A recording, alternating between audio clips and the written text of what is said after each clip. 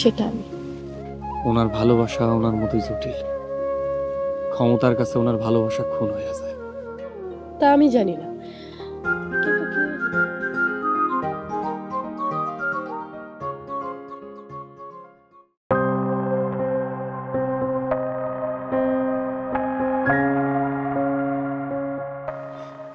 মহারানী, chairman সাহেব আজকে মোল্লারে ইচ্ছা মতো দিছে।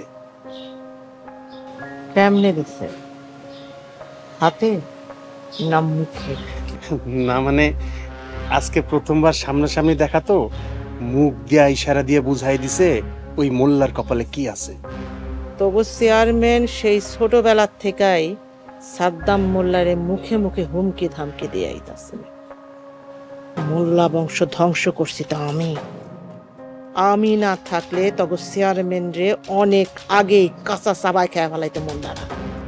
তাইলে সাদ্দাম মোল্লা কি ফিরে আইছে তাকে পূর্বপুরুষের প্রতিশোধ নেওয়ার লাইগা? এই তো বুঝতে পারছো, মাথা মোটা ছাগল।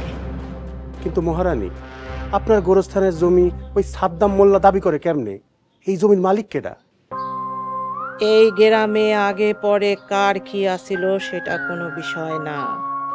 আমি যখন জেহেনে চোখ দিছি সেটা আমার। এই জমি লইয়া যেমন লম্বা ইতিহাস আছে তেমন আছে রক্তের খেলা। তো এইবার হইব শেষ রক্তের খেলা। সৎ না মানে যে মহারানী, আপনি কইছেন না বুঝলেও বুঝছি। সাদ্দাম মোল্লা বড় অসময়ে আয়া করছে। তার আগেই আমার কিছু কাম করে রাখা দরকার ছিল, কিন্তু তোর মাথা মোটা চেয়ারম্যান আর তোর মতো ছাগলের লেগে আমি পেছাই করছি। আপনি আদেশ দেন, কি করতে হইব মহারানী? তোর প্রথম কামটাই তো তুই করতে পারলি না, পাগলি রে গেরাম সারা। এখন আর পাগলিরে নিয়ে চিন্তা করে কি লাভ? গ্রামতে শয়তানের কারখানা হয়ে গেছে। একদিকে সায়েম, অন্যদিকে পিয়াস, এরা দুজন তো সবকিছু প্যাঁচগোছ লাগাই ফেলতেছে। আপনার বাড়ির দুই মায়ারে পিয়াস আর সায়েম কবজা করে ফেলাইছে। এর লেগেই তরে কই আমি ছাগল। লাইলনের সুতার মধ্যে প্যাঁচ লাগবে, সুতার এক মাথা থেকে প্যাঁচ চুটাইতে। বুড়ি পাগলির সব প্যাঁচের এক মাথা?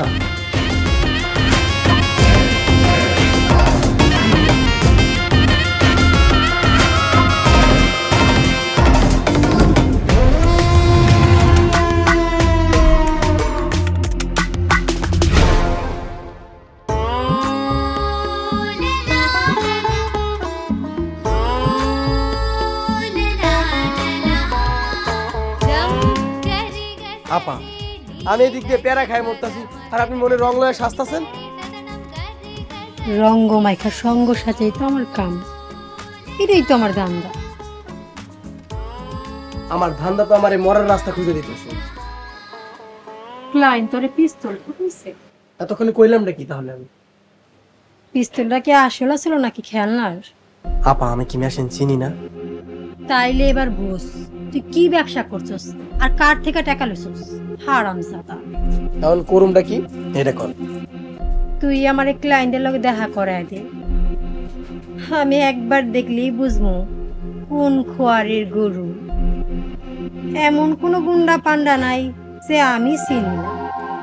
তাইলে আমি ব্যবস্থা করতেছি।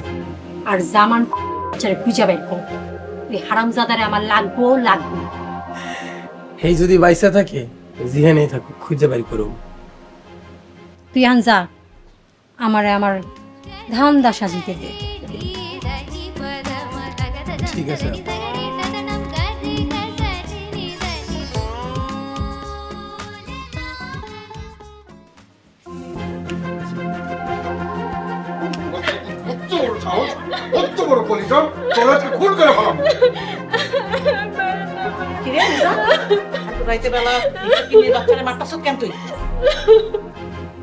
আপনি জানেন না আম্মা, আপনি জানেন না আম্মা এই হারামির বাচ্চা কি করতেছে? কোনো কিছু করার ক্ষমতা তো আর নাই। কি করছে এটা কহ।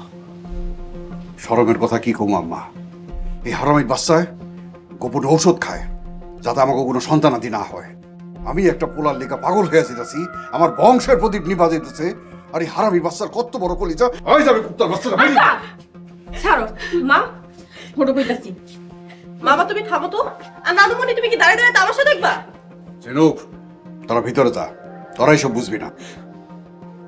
আমি এত কিছু বুঝতে চাই না আব্বা।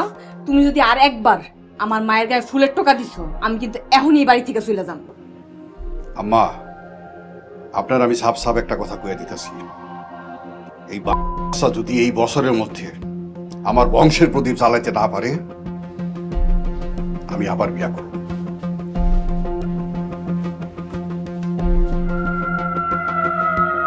নানুমণি এসব কি হচ্ছে? অপরাধীর বিচার হইতাছে। ঝিনুক, আল্লাহর হস্তে বুড়ির আমার চোখের সামনে থেকে যাইতে কও, নয়তো আমি বুড়ির গায়ে আগুন জ্বালায় দিমু কইতাছি।